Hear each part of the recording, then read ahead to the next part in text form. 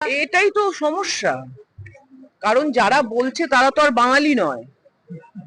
আর যে কটা বাঙালি এখানে এরকম করে চিল্লাচ্ছে তাদের তো মাথার ওপরের আহ, মাথাটা তো ঠিক নেই। তো সেই জন্য আর যারা বলছে বাঙালি কোনো ইয়ে নেই, বাঙালি ভাষাই নেই, তারা তো বাঙালি নয়। তারা কি করে বুঝবে বাংলা?